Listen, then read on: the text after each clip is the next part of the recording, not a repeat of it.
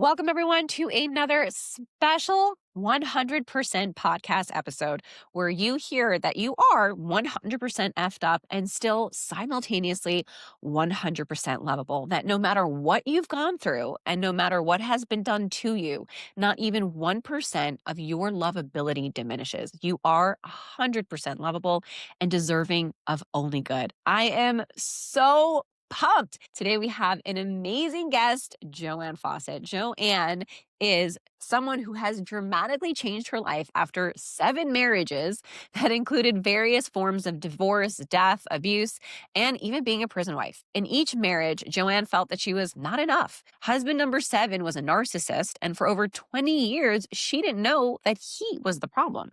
When the COVID-19 pandemic hit, she took time from, God bless the whole universe to give us all time then. And she took the time to look at what she wanted versus what she wasn't getting. Thus began a 3-year journey of untangling. Published in 2021, JoAnn's first memoir, Midlife Magic, is one of the powers where she shares her stories of typical suburban childhood, the failing of the first 6 marriages and lessons learned, life of husband number 7 as a prison wife, and the new path she embraced that includes super cool things like UFO sightings, spirits, elementals, and magic. Yo, let's go. And then JoAnn even has a second memoir called The Prince Was Wrong, Leaving the Narcissist Behind, which was published in 2024, where she discovered that the reality of the last husband was truly he was a narcissist. So we are going to go deep down and let's dive into the red flags that cause these types of abuse, how you see narcissistic behavior, and most significantly, JoAnn's journey to a happy and fulfilling life after she divorced the prince, the narcissist, the ex, and actually found and created her best self. So right now we have JoAnn. Guys, this is going to be an amazing session. I am host Kaya Garcia, relationship expert and dating coach, and helping you guys transform how you perceive yourself to stop telling the lies. No more bullshit. Let's go to the truth to actually get our amazing lives ready today. Welcome to the stage, JoAnn. Thank you. And where were you 30 years ago? I've heard that I could have used your help. I am here now. So yes, you are. Single woman, you want the next best relationship, you come home to yourself first and I'll help you get the signs. There you go. All right. So what do you think are some of the first signs that you saw of narcissistic? Let's just jump into husband number 7 for a minute. What are the first signs that you saw in hindsight that this man who you call the prince and who kind of seemed fucking amazing was actually a little more twisted than you realized? He's called the prince because that's his nickname.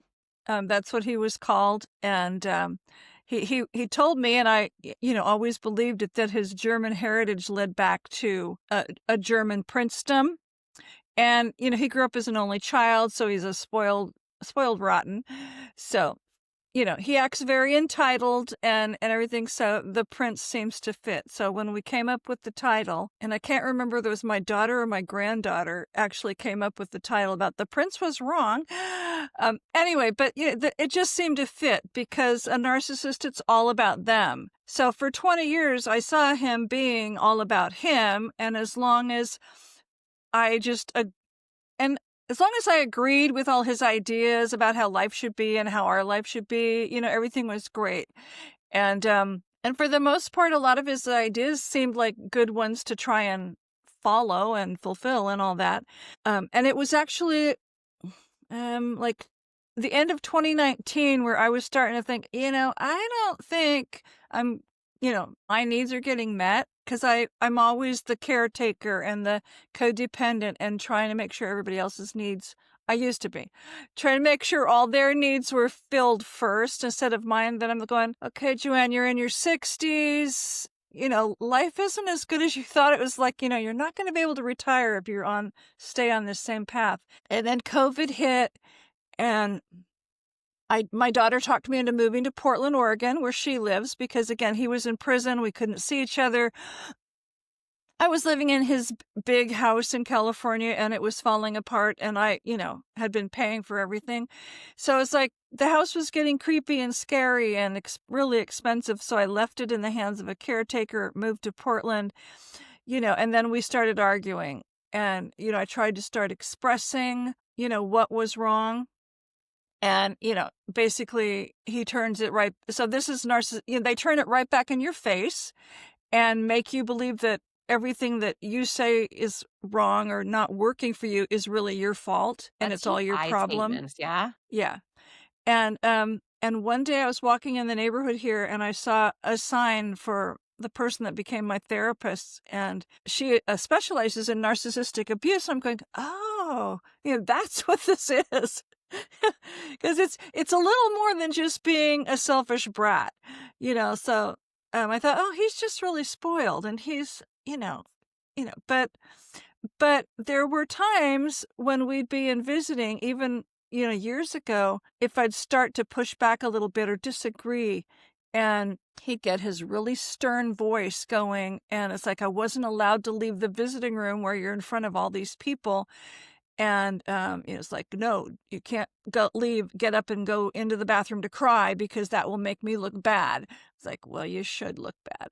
Or another time was like, he actually put his hand on maybe just my leg, not just in a very firm way, not like he wasn't squeezing it or anything, but it's like, no, you may not get up and go have a moment, because you can't embarrass me. So those are a couple of really early signs. It was mostly about he wanted to always have his own way. Yeah, I love that you said that the subtlety where he would just put his hand on your thigh and just squeeze it a little bit with like a stern look and an angry vibe, being like, Yeah. you can't get up right now because that's not what I want. That's not what would look good for us or for me. Yeah, and it was like, and I remember it was, I was never sent to the principal's office, I was always Miss Goody Two-Shoes and, straight A student, so you don't get in trouble in school as a kid, but it was like my dad, that voice coming out of him in those couple times was like my dad. It's like, how dare you, and you just knew, you just kind of cringe and shrink. And it's like, no person, but no woman, no spouse, no partner should have to feel that. So then why It's would okay. And you I own up to my mistakes, but it's like your partner should not make you feel 2 inches tall. and what were you like when he would do that in the beginning? He would do these little subtle things, making you to be more quiet or don't get up or don't cry, whatever these things. What did you tell yourself in the beginning before the shit hit the fan and you realized he was a narcissist that it was okay that you were uncomfortable? Like, what exactly, if you can even take a minute to think about what you said to yourself in the moments where you felt uncomfortable, but then brushed it away? I just basically told myself to suck it up and, you know, just suck it up and don't make waves. Make waves. Let's talk about that for a minute. Why were you afraid to make waves? What would be making waves to you? Like speaking up about how I felt at that moment, that, if that was making me feel uncomfortable, or because I didn't. And at that point, were we married? I think maybe the first time that happened, I'm not sure that we were married yet because we courted for 5 years. But it's like, is he going to break up with me, or is he going to think less of me, or is he going to not love me if I just don't do everything he wants? And I think that's really important, which is why this podcast is called the 100% podcast. Because if you need someone else to love you, and if you're afraid of somebody else withdrawing their love, then that means you don't believe that you're 100% lovable. It means you think you're Right. fucked up, but not 100% lovable. Maybe like 20%, 30%. Maybe he has to fill those gaps. Yeah, and it's interesting because my mom was definitely a codependent, and there was a time when I was like 8th grade or something, and my parents were separated for a while, maybe less than a year, but it didn't matter. It seemed horrible. It was over the holidays, and my dad was somewhere else. And I think he came over for Christmas, and then it's New Year's, and I'm watching my mom get all sad because, here it's going to be New Year's Eve, and she's going to be home alone with just the kids and type of thing. And I'm calling around to different family friends trying to find my dad so he could come home to be with mom for New Year's Eve. And that didn't work. And it's like, and bless her heart, she didn't know any differently because it's kind of what she grew up with. It's like, I'm learning how to be a codependent when I'm 13. And, you just have to have the man, do whatever it takes to, keep the man there. So Yeah, I mean, there's so much truth behind the fear and the women's obligation. Like to make him stay, to make him not leave, to make him love us, to make him come home, to make him not cheat or not Yeah. cheat more. And so, how did you end up with 7 husbands? I mean, most of the time you hear, like, "I dated a lot, I screwed a lot, I have 2 marriages, 1 how did you end up with 7? I mean, that's impressive. Well, here's the thing. Number one, I'm much older than you, and I grew up in the 50s and 60s. So you're watching shows like Leave It to Beaver and Donna Reed, and the wife wears the skirt with pearls, and is perfectly refreshed when hubby comes home from work, and happy little family and several kids, and that's just the way it is. And then I joined the Mormon Church when I was 12, and so now you're around all these happy families with mostly lots of kids, and you're taught, and I did appreciate the family values there, but you're taught that, number one, you're a good girl, and number two, you grow up, fall in love, marry this wonderful man, stay married forever, and start having babies. Well, and also the rule is you're not supposed to have sex before you get married, and you certainly don't live with the person before you get married. So there was no screwing around before marriage, except for one person. But and so it's like and then the other thing now I fully realized, like, we talked about, okay, now let's see, are we going to go to church? Are we going to pray? Are we going to do family night? All these churchy things. But we didn't really get into the deep core of what's important in a good marriage. Like, how are we going to handle our money? How are we going to parent whenever that happens? And how are we going to do these other life things? So we weren't on the same page. And number one, we didn't date very long because you're in your 20s and your hormones are raging, and, we like each other. Oh, we're pretty attracted to each other. Okay, let's get married. And then you're in the fantasy of, ooh, a wedding dress, a party, da da da da, like, it's all about the All the planning the wedding. details and none of the depth. So that's what, and then, with husband number 2, I got pregnant before we got married, and he wasn't a Wait, Mormon. how did one end? Was this What? the second already? The Mormon one was the second? No, I was married to 5 Mormons. The first one Okay, so how did that end? was Why did that end? number 2. Yeah, I guess so. Number 2 committed suicide. Shit. Yeah, but he is the father of my daughter. He only saw her twice before he died when she was 5 weeks old. Thankfully, I was not there when it happened, but she grew up without a father. And if I'd not messed around before we got married, she wouldn't be here. So, I'm okay with that. But Yeah, no judgment. But the other marriages, until, like 6 or 7, I was looking for that father for her, because I just thought, oh, she needs a father growing up. Okay, she probably did, but she had some really good role models in her uncle and her paternal grandfather and stuff. And because my dad died when she was like 2 or 3, so she didn't get to know him very often. But again, I kept marrying these men who were not great role models, and who, some of them were physically abusive. And especially the one that I married when she was a toddler. He was physically abusive to both of us. So, but I thought, oh, and we were so much better off just as mother and daughter. And it's taken us years to heal that hurt. But we're best friends now. Let's go to the physical abuse, because there's so much to unpack and in such a short time. And this is obviously for your healing, but also for your promotion, for my promotion, to help us get the clients and people we're destined to serve. But it's also to fucking break the shame. So let's go into the physical abuse. Aside for the fact that you have like a magnet for men with mental illness, clearly. I say that with Thank you for pointing that out.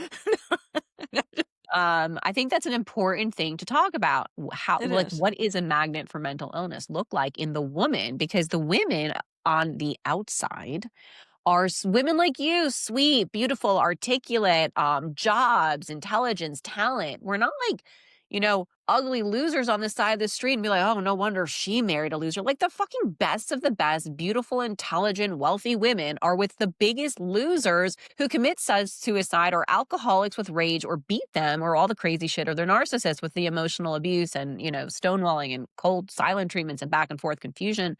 But let's talk about the guy who you dated who ended up with physical abuse to you and your daughter. Who was he? Not his name, no details, but Who was he in your mind when you first met him? What did you think? And Yeah, go. hold that thought, because I want to say about number 2 is I didn't we courted for a month, so I didn't know a lot about him, and I didn't know he had alcohol and substance abuse problems. His family, I was hosting a church singles event, and his family, his sister and her husband were members of the church, and so they thought, well, if he just meets some nice Mormon girls, and then, if he marries a nice Mormon girl, that's just going to straighten him out. Gonna Nobody solve told me I love he was it. an addict or an alcoholic until we got married. And it's like, oh shit, what did I do?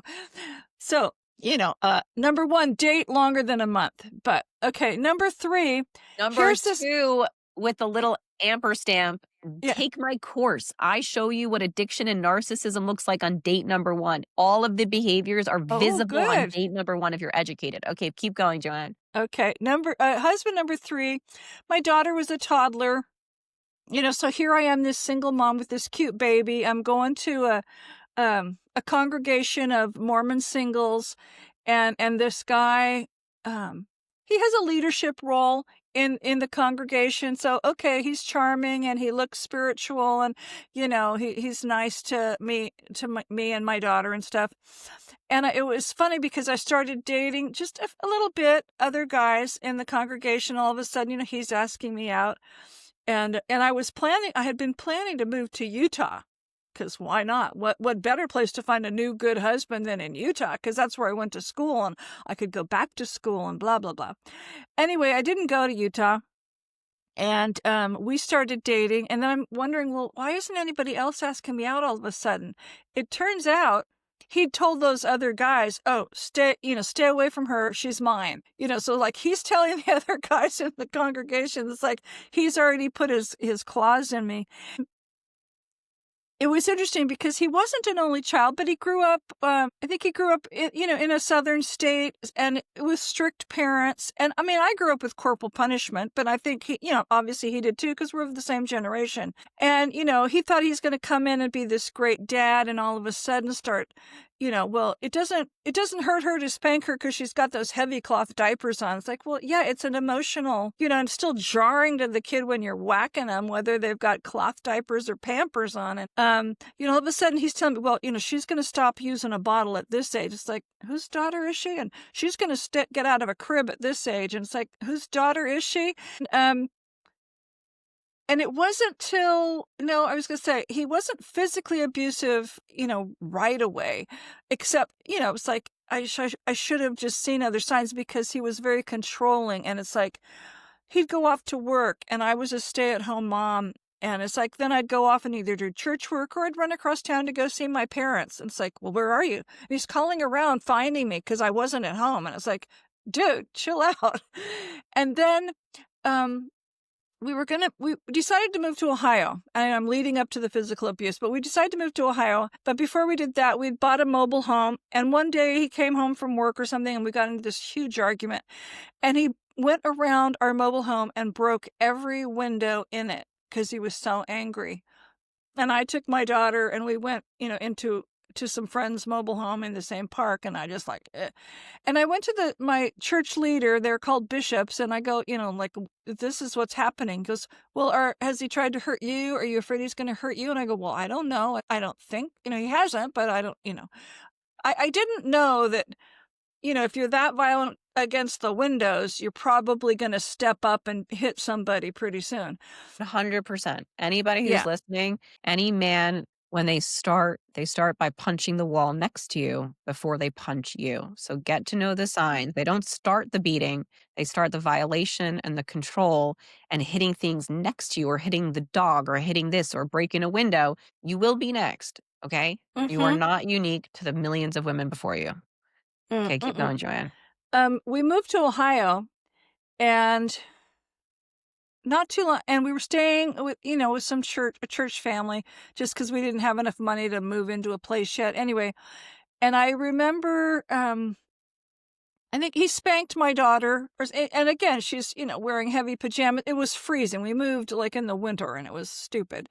But I remember I said something, And he turned around and backhanded me, and it's like, whoa, nobody has slapped me since I was since the last time my dad tried to do that was like I was 14 or younger. I was in my early teens when my dad last tried to hit me.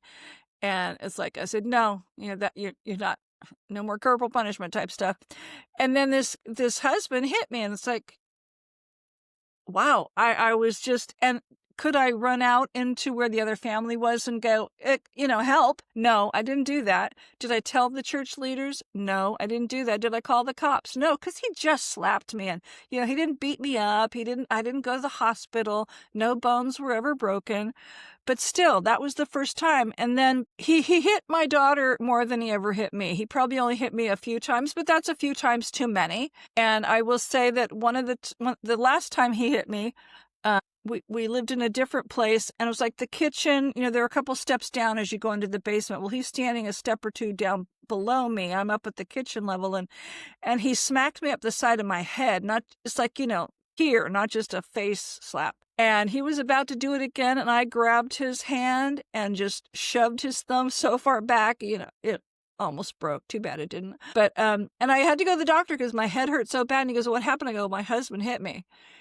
But he didn't call any cops either. So it's like, I never called the cops. It's like, now I tell people, call the cops. Immediately. You don't have to be beaten to a pulp to think you need to call the cops. Just call the cops. And another time, my daughter was I like 3-ish. She's a very precocious, she wasn't a misbehaved, she was 3. You're precocious. And she never was really bad. She didn't do a lot of bad. What can you do at 3? Come on. And I'd gone off for the afternoon to do some church service with a church person. And I came home, and my 3-year-old is laying on the couch in her little pink robe with a giant bruise on her face. And it's like, I'm looking at her, and she's just whimpering. And I'm looking at him. Well, she must have mouthed off is all she did. It's like, she didn't do anything terrible, obviously. Again, at 3, what are you going to do? And I didn't call anybody. And it's like, I will take that to my grave for not reporting him. Let's stay there. Let's stay there. All the times that he showed you aggression the first time he hit you. Let's just go slow down for a minute. What did you tell yourself why it was okay? Because he's the man. He's supposed to be the head of the household. What he says goes. But I still don't know, that's why. And it's like, oh, he's not going to do this again. This isn't going to happen all the time. And what did you say to yourself as to, I know I just asked the same exact question, but why it was okay? Like, I know you just said because he's the man of the household, but what was your fear if you were to leave him or call the cops? My fear was probably, and I never looked at that really before. It's like, I'm stuck in Ohio. What am I going to do? What am I going to do? I've got a 3-year-old. Where am I going to go? What am I going to do? And I didn't even think about, what are people going to think type of thing. But that could have been in my subconscious for all I know. But it's like, all I know is I'm stuck in a state where I don't have any family around. And, what's going to become of me if all of a sudden this person wasn't here? So let's stay there for a second, if that's okay with you. There's so many women who are in abusive relationships, physical, sexual, verbal, emotional, and they say that to themselves. If I leave him, my daughter won't have a father. My kids will be from a broken home. Where will I go? How will I pay for this? Are they going to get stuck in custody? It's all lies that the women tell themselves that you told yourself to stay when it was 100% necessary to leave to save yourself and your daughter from severe abuse further. So now that you're out of it and you're older and in its hindsight, the fear of, well, where am I going to go with my 3-year-old? Who else is going to take care of us? What else will be in my life? Now, what would you say to yourself at that young age and all the women listening and men listening? We'll say, go ahead. Number 1, call the cops. Number 2, leave. And thankfully, it's interesting because this is how you can see my thinking was a little screwy because I was a widow that, my daughter was getting benefits for being like an orphan. Her dad had died, so she got benefits from like Social Security and stuff. And when I wasn't married, I got benefits. So I could have been okay financially because there were times where I was, and I didn't have to go back to work till she went to school because I had funds. And my family, I was in Ohio, they were in California. When I finally decided to leave, I just called them up and said, "Can you get me a plane ticket? I have to go." And they did. So thankfully, I know there's a lot of people who don't even have that support. I am grateful that I had that level of support and they could get me out of there. And even if they couldn't have, the church would have helped me, I'm sure, at least temporarily. But I would tell people, just you got to leave anyway, because there are resources and there are people who will put their arms around you and help you. And, you know, starting over is not the worst thing in the world. Starting over for your safety and your kids' safety and for your mental health is the best thing you can do for yourself. And you can never do it sooner. And no. it's, yeah. So I just want to say thank you for sharing that because, it must be a big mind fuck to see your 3-year-old innocent baby who you love with a big bruise on her face and still stay. Like, I wish I can say your story was unique. I wish. I know it's not. It's not. Because women have a power, men also have a power of deluding themselves. I have a power of deluding ourselves to staying in what we know versus Right. the fear of the unknown. And yeah, and there were many times where we were happy and we did have Right. fun as a young family. So it's like, what is outweighing that? But I mean, you fast forward that a year or so, and we were living in a different, same area in Ohio, but a different place. And, she was 4 and she was potty trained, but she still, occasionally wet her bed. Okay, so she wet her bed during a nap. And he made her go outside, get a switch off the tree so he could spank her. It's like, that was humiliating and painful. And again, these are things that your child remembers. She's almost 50 and she still remembers these crappy situations. And when it came down to,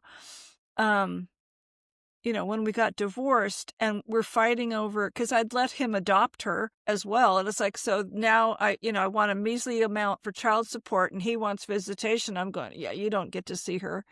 But she didn't want to see him anyway. So it's like, eventually the visitations, they were never very often anyway, but eventually they just faded because he got another family. So he married somebody else and, with kids and, so he had his own new family. So that the novelty of us wore off. But yeah. What happened between the severe abuse? I know there was like the good times, which make you think maybe it's worth staying, maybe it's worth the good times. There, everyone has a little bit of bad, even though those are all bullshit lies that keep us stuck in abuse.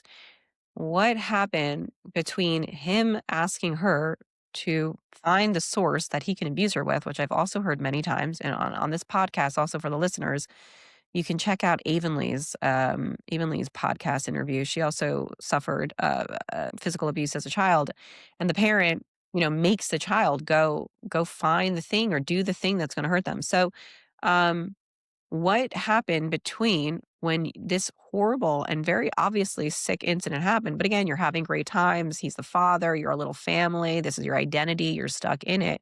Between that moment and when you actually finally got the balls or the breakthrough to leave. It's not even balls, the courage. Yeah, and I don't remember the exact incident that made me realize I gotta go. And thankfully he had a job.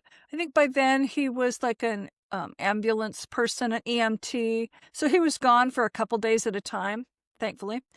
And I guess I decided I'd had enough and told my church friend, it's like, I need to go. Can you help me pack up a bunch of stuff and get it to, and I don't know whether we took it to the shipping place before I moved or she just held on to it and then she shipped it after I left.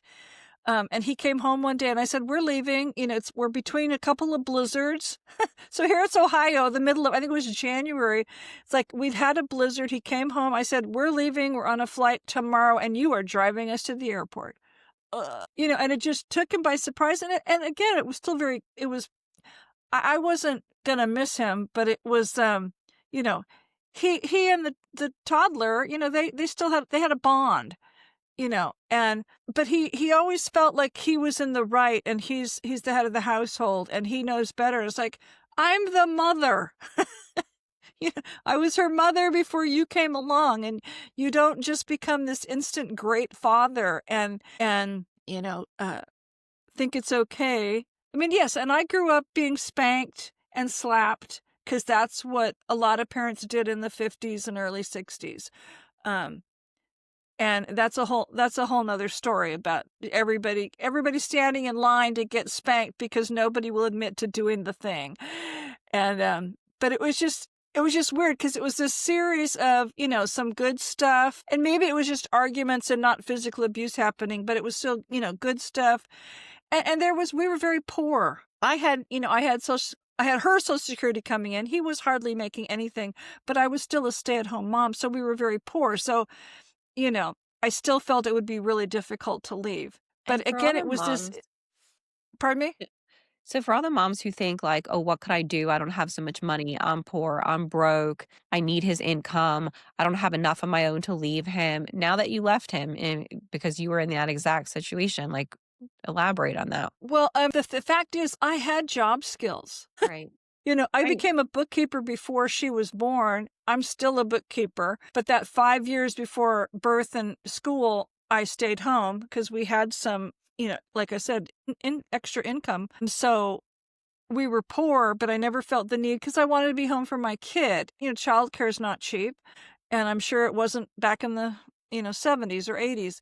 I just felt that's where I belonged. But in fact, it's like I do have job skills. I had them then, so I could have gone to work, and I could have left sooner, even if I'd had to stay in Ohio. I could have done that, and that's. Oh, hang on. Good.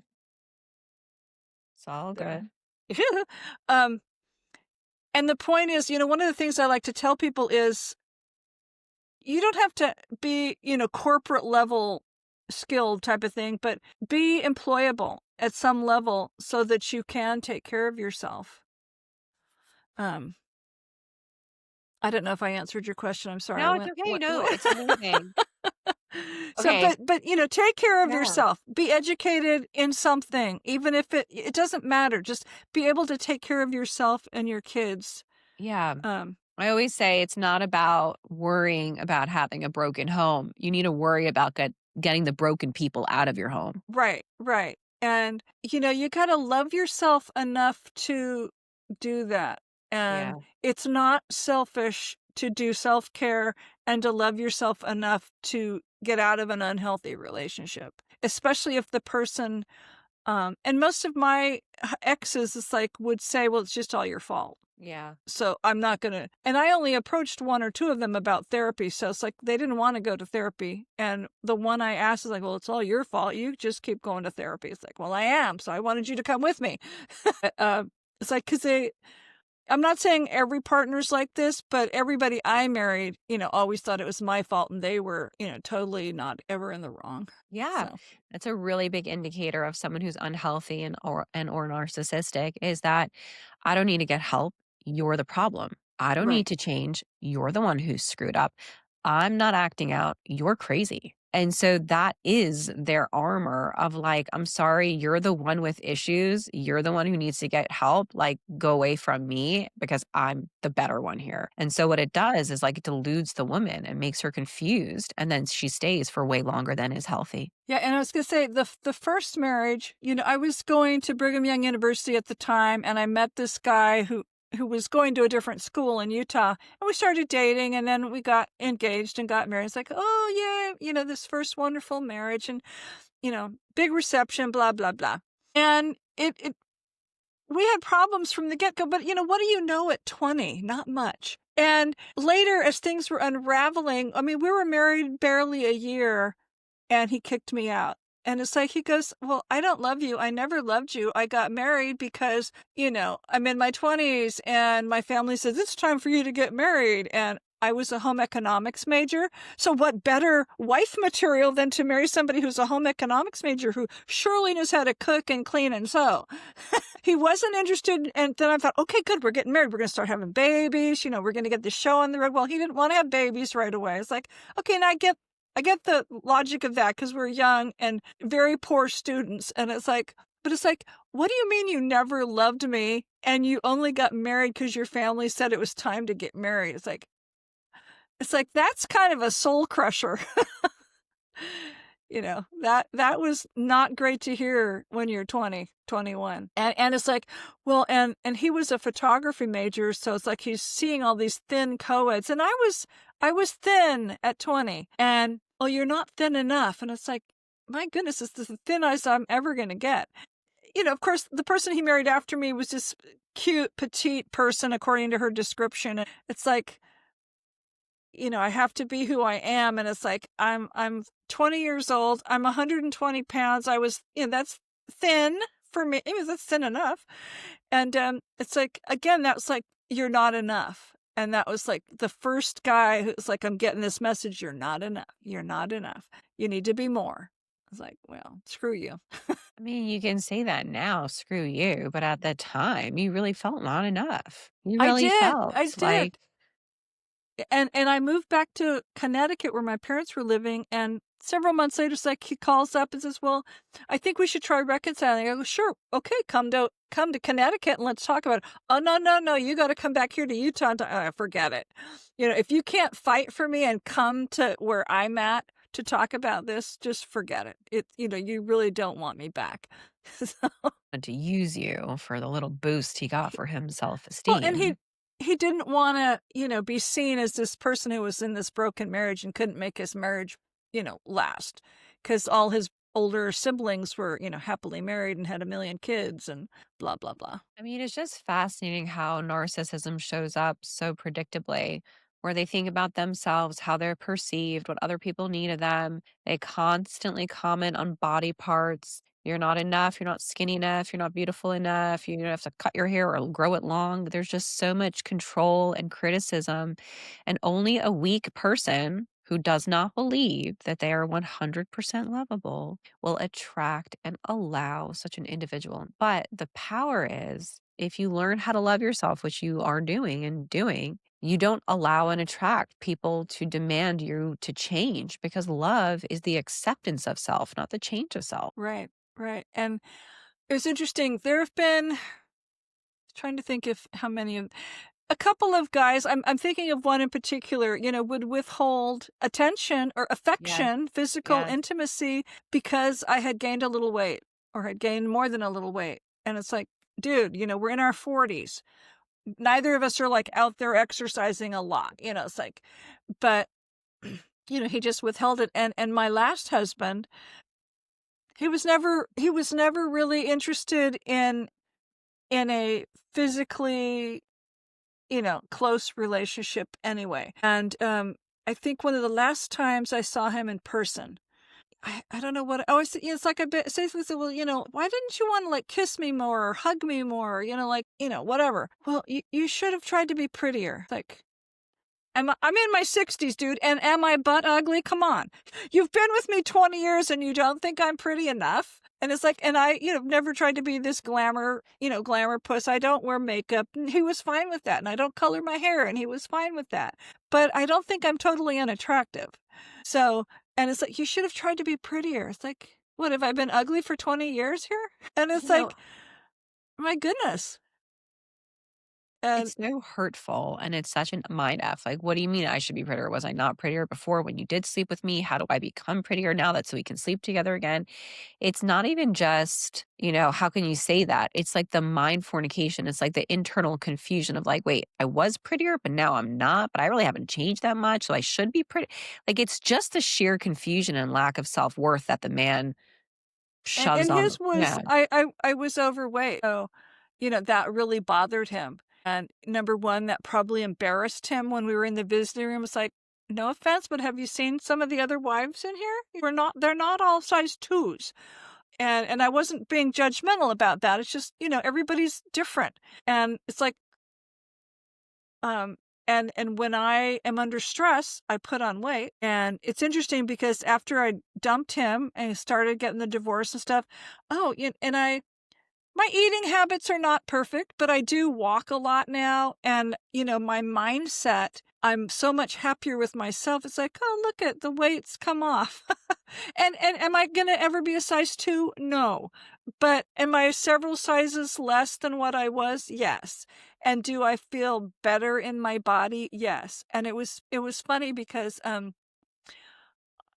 I'm a writer, and I'm online chatting with other writers and stuff, and there was a lady who writes, I think, romance or at least women's fiction, and she writes about, like, women 50 and over, and something about, her character, wasn't feeling good about herself. I said, I'm 71 and I've never felt sexier. Now, am I going to win a beauty pageant? I don't know, but that's not my point.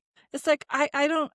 It's like I'm happy with myself and I feel good, and whether that guy I might or might not date thinks I'm sexy, I feel sexy and lovable, and, because it comes from in here anyway.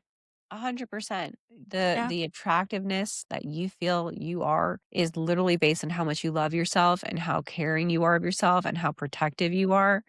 And, this comment that, you need to lose weight, you need to be prettier, you need to be more attractive for me to sleep with you or want you or give you attention or be kind to you is such a classic narcissistic abusive trait because all it does is confuse the woman saying, but we have slept together. So what? So now this, and it's like, no, only a sick, twisted, deeply unhealthy and like controlling man would ever tell you that I will show you love based on how you look. right, right. It's so not normal because a healthy man who genuinely loves you for who you are and not for what you do for him does not even notice when you lose or gain 5 pounds. They're not even paying attention. They don't even care about that.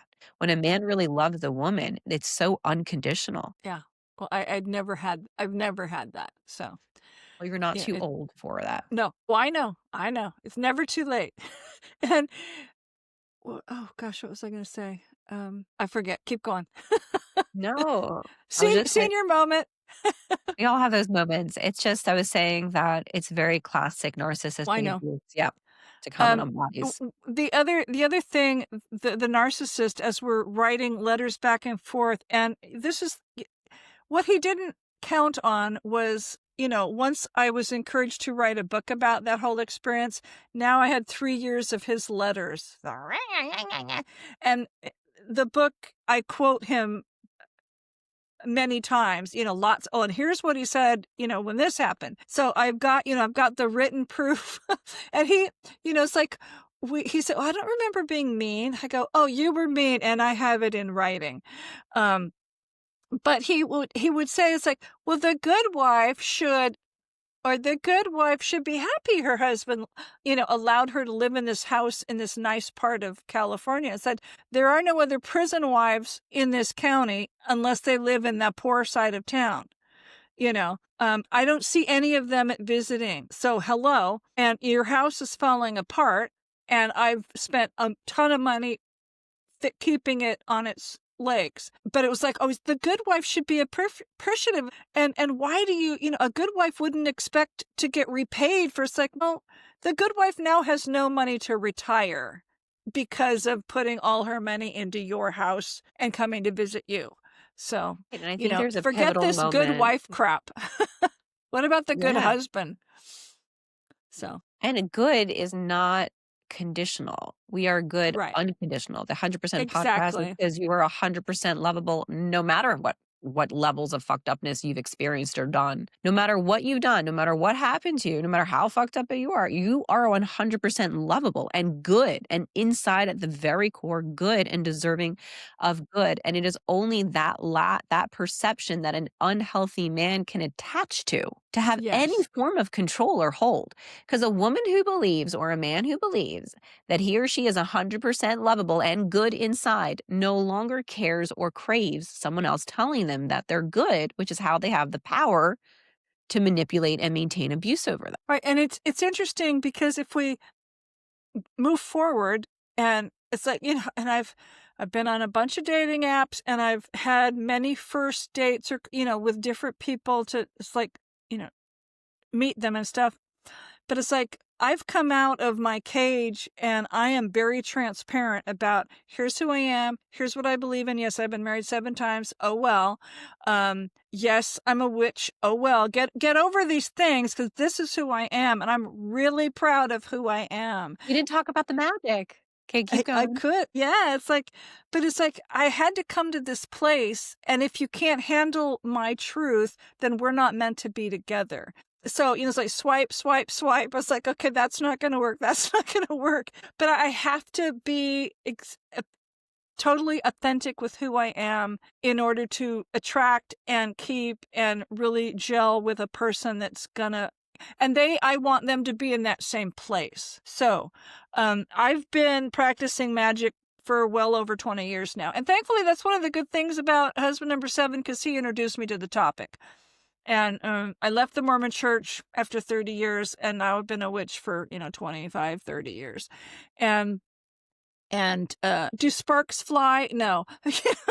But do I believe in fairies and setting spells and intentions? Yes, I believe that I have created my better life through the help of magic.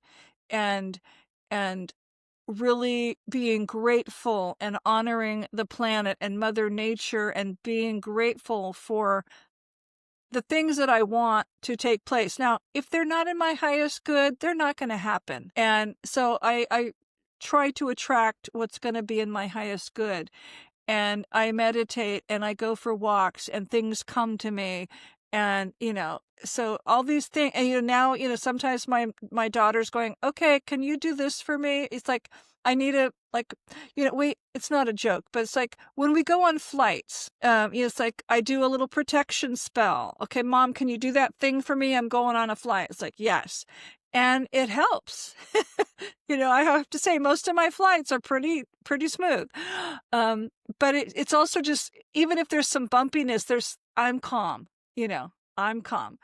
And, but now, it's like my daughter, and she's magical in her own right, but but it's interesting. But she will, Mom, can you do this for me? Mom, what can, and it's like, so it's not like I have a shingle out saying, come to me for a card reading, because that's just not, I don't do that. But my intuition has increased, and I work on that, and I have been working on that for years, and I allow that.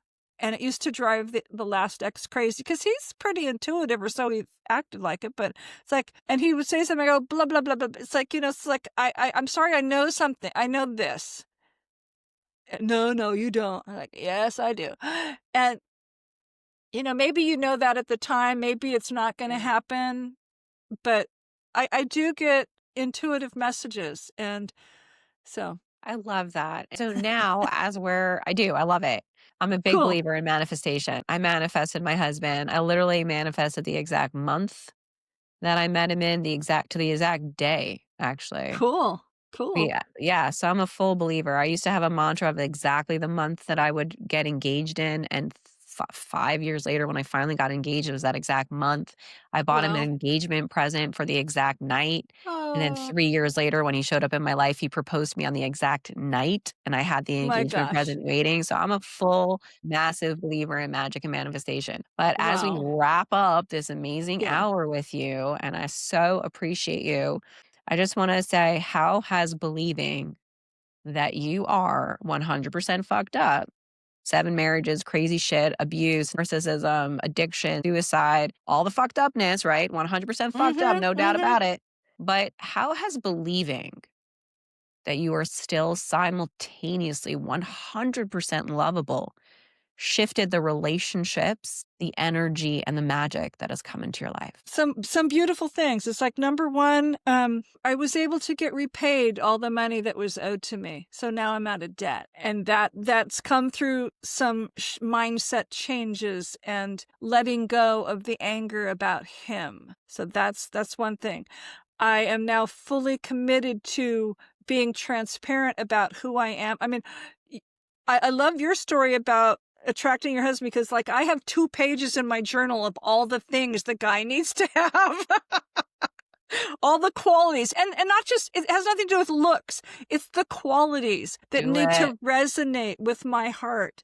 And I have to say, I've dated one person so far who is along those lines. So I know it's possible to attract, it's taken me a lot of dating, and I don't know what's going to happen with him or anything, but it's like, at least I know now that I can attract somebody who's more in line with my values and who treats me as a truly nice person and wonderful person and lovable person.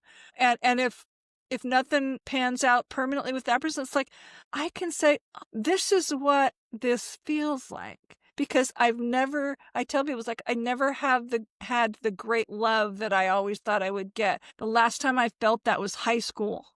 And that, wasn't, what do you know at 17 or 15 or whatever it's like. So, I have turned my life around and I'm really happy. So, yeah, I have turned my life around and I'm on the path that I need to be. So all I can see is, attracting good, positive things towards me. I love that. It's such an honor and a pleasure to have you, JoAnn, here. Thank you Thank so you. much for sharing your very powerful story of coming back to yourself. Yes, what were you going to say? I was going to say, and the one thing, my current project is a book I'm publishing next year, but there's a lot of positive messages in there. It's like my goal, besides to help other people, it's like I want my daughter and my grandchildren to see that a beautiful life is possible. And as a woman, especially, you know, there's things you don't have to settle for. And I've been able to help heal the ancestors that had similar relationship issues. That's like, oh gosh, you settled. Oh gosh, you settled. But it's like they are so happy and I'm so happy, and my grandchildren can see that grandma's a kick-ass. Grandma's not that old prude that she was when we first met her, but grandma's now this kick-ass grandma. So, if that's my That. legacy, I want to be known as the kick-ass grandma. Come on. I love it. That is going to be your legacy because you know Yeah, what? We don't attract what we want, we attract who we are. And so that's you've right. shifted the very core identity of believing that you're lovable. And now there's so many amazing things that are coming into your life with your book being published, with different relationships, with not allowing the assholes in, and just having more Oh, energy and vibrance to life. So, where can people find your book and you if they'd like to read your amazing story and connect with you more? my website is joannfawcett.com. You can sign up for my email list. I have a weekly newsletter. The 2 books are on there. There's a healing journal to go with the Narcissist book. The new book will be out next year. It's called Wisdom from My Grandmothers. So, yeah, and it's very magical. So yeah, and I'm all over Facebook and Instagram and LinkedIn. So I'm on all the places. So love to hear from you. Yeah. Guys, definitely go buy Joanne's book. You cannot get more punch and power than someone who's experienced loss and transformed it. You will be able to have the links to her book and her and Instagram and socials in the show notes. So definitely go buy her book and check her out. And if you liked her message, you have any questions, send her a DM. That'd be great. Yes, and so check the show notes to see how you can find her. On that note, I am Haya Garcia, the epic love expert for you to attract not love, but epic love, which basically means that we don't attract what we want. No one chooses abuse, but we do attract who we are, how much lovability we believe we deserve, and how good inside we are. That percentage is how much abuse you will either allow or protect yourself from. So if you believe you're 50% lovable, you're going to allow 50% of your experiences to be filled with abuse and guilt and shame.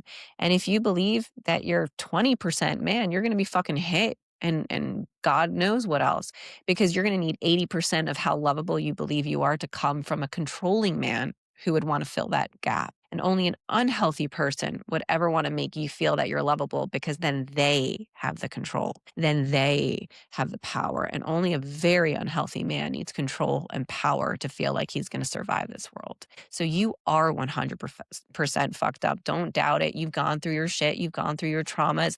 You have done things you're not proud of, but you are still 100% lovable. And you deserve good and you are good. And you don't need to prove your lovability from anyone. And you don't need to earn your love from anyone. You already are love. And as you hold on to the fact that you are love and you are 100% lovable, that is the type of relationship that you will allow and accept into your life. So I'm Haya Garcia, your host of the 100% podcast, Epic Love Expert. If you are looking for your next relationship and you want someone to come into your life and to love up on you, but you want to make sure it's not repeating the pattern by accident, then send me that DM. I have a free gift for you. You can actually go now to www.marriedin2025.com. And if this is in 2026 when this airs, then go to www.marriedin2026.com.